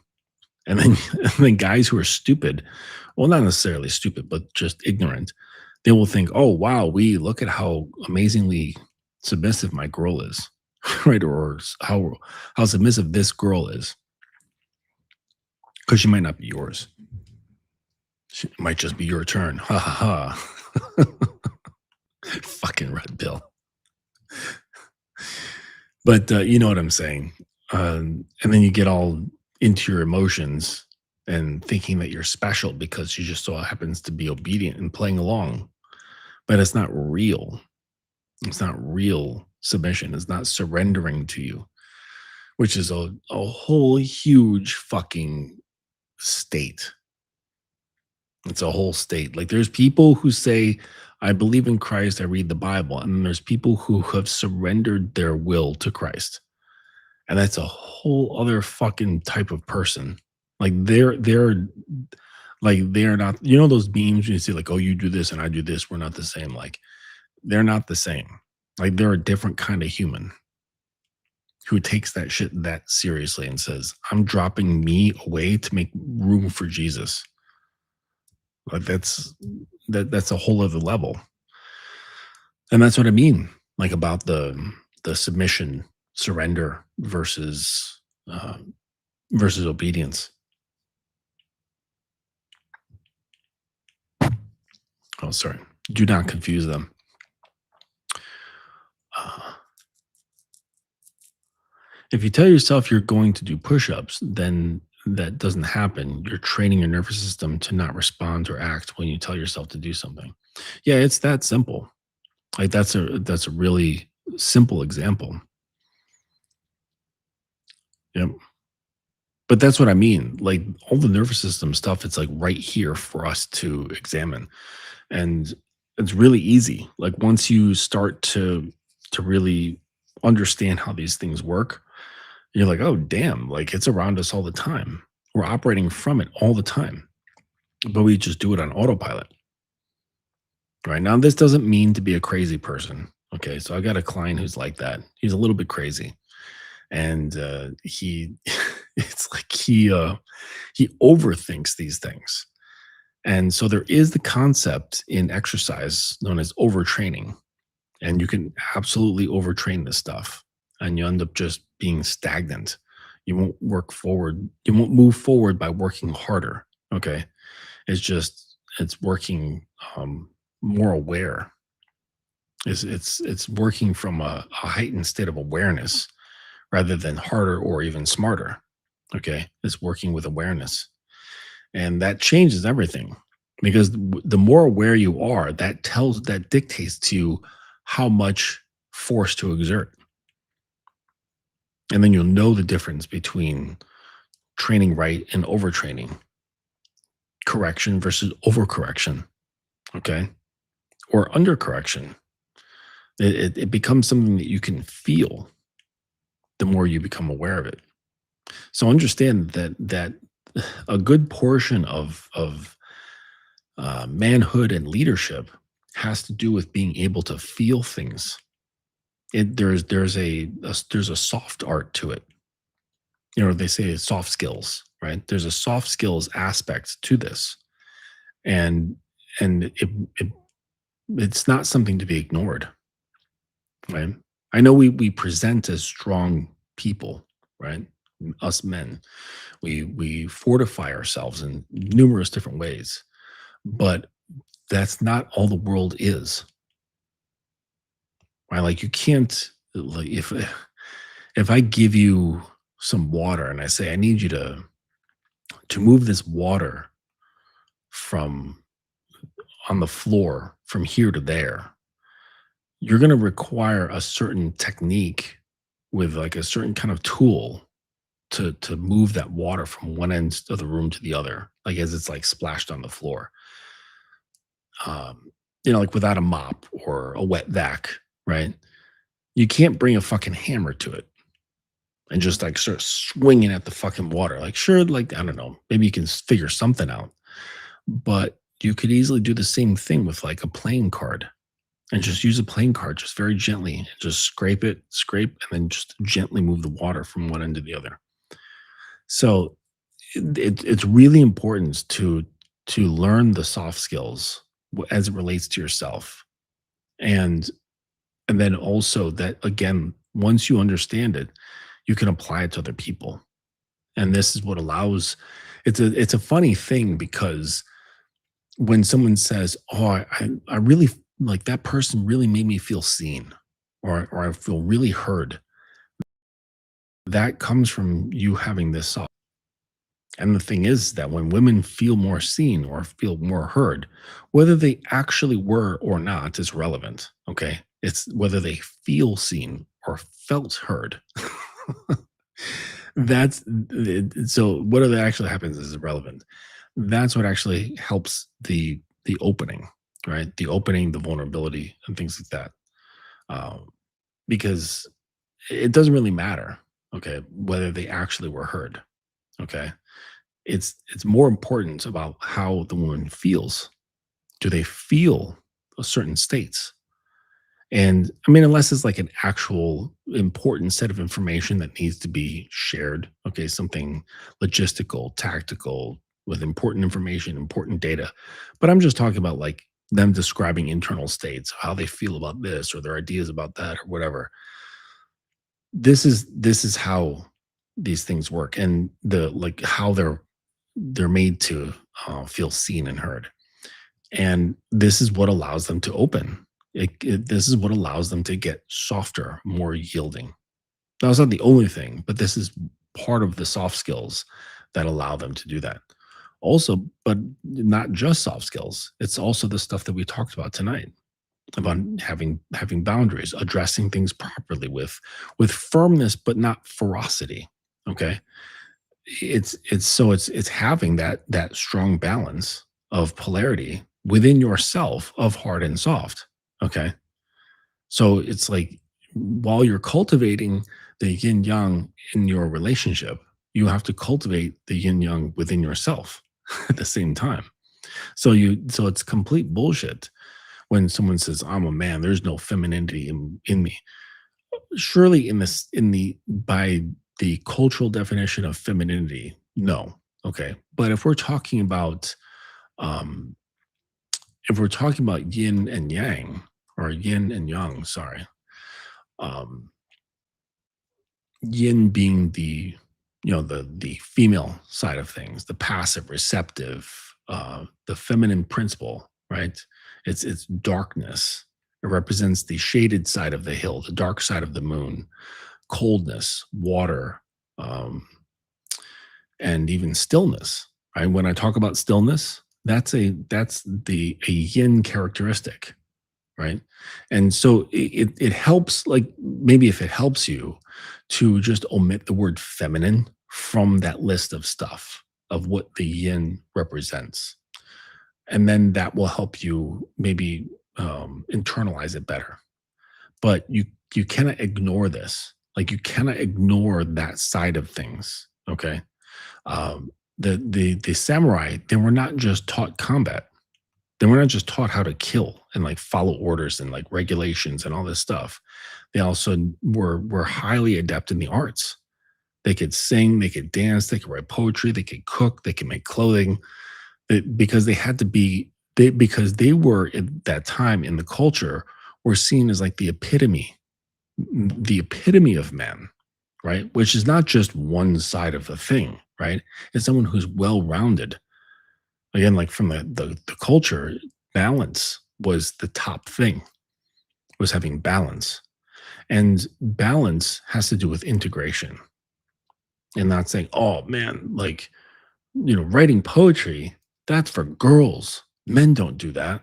No, well, you're just shortchanging yourself. You don't want to be a complete circle. What are you afraid of darkness? And because that's part of it, right? That like that the yin is the void. It's not form. It's the endless void, which is kind of scary. But we all have that inside us. We also have form, right? Just the easily accessible, the touchable, like that stuff. We all have that too. Um, but to really be able to tap in with another person, you have to understand this keenly in yourself. That's how you become a master. Like to master somebody else, you have to learn to master yourself. And that's not being perfect at everything. There's no such thing. Okay. But to be mastered, I think, has more to do with having a highly developed sense of self awareness where you're aware of yourself, but you're not fucking crazy about it. Like this client of mine, he like over analyzes and overthinks everything and just piles it on. It's like, dude, like take your foot off the gas because no matter how fast you try to go along that path of manhood, it has its own pace.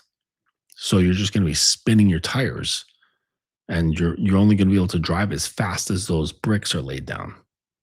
And then you like scoot up really quick on that row, but you still have to wait for that next row to be developed. And it's going to develop at its own pace. So might as well just take your foot off the gas and just drive with the tempo that the bricks are being laid. Right. Relax. Right. But he's learning. He's learning. He's doing a great job, actually. Yeah, he's doing a really good job. Um, He's just a bit impatient and has learned in other areas of life that if you try harder, that you will succeed. And that's largely true with many things, but that's not the case with manhood. It's not the case when it comes to your identity. It's not brought about faster or more dense the harder you work at it. It can actually work in reverse. It can slow things down even more. And, that's not good. You don't want sludge, just nice, even pace. So, all right. Well, we're past the time here. I wanted to end at 11:30, but we're going to pull this to a close. Thank you, Uncle Guns, for always posting up my links. I appreciate you, and thank you for everyone for joining me here on this. What is this? This Wednesday evening. I appreciate you, and always go to the website, thedominancecademy.com, and check out um, what I've got there. I've got my books. There's coaching calls. If you want to get on a call with me, the first consultation is always free. That can be accessed through the website as well. Tutorials. Yes, tutorials. I have got like a backlog of tutorials that I have to make. They do take time with the audio editing and all that shit. So bear with me. New ones are coming. New ones are coming down the pike. So, and that is the phrase, by the way. It's coming down the pike, not the pipe. People say coming down the pipe all the time. I'm like, oh, Jesus Christ. And also, champing at the bit. It's champing at the bit, not chomping at the bit. Just so you know, right? Champing at the bit. So what a horse does, that the metal bit in their mouth. When a horse bites on that, it's called champing. They don't say chomping. Just so you know. Okay. All right, so that's all I got for you. Thanks again for joining me. Thanks for watching this on the replay. I appreciate you as well. And we'll see you on the next one. Hopefully, we're gonna get some ladies in here. I'm marinating some conversations with sex workers and submissives and female dominatrixes. So hopefully we can get them on board. They may or may not use a camera. I don't know, but at least you'll have a sexy voice to listen to talk about whatever the fuck they do. All right, until next time, take it easy.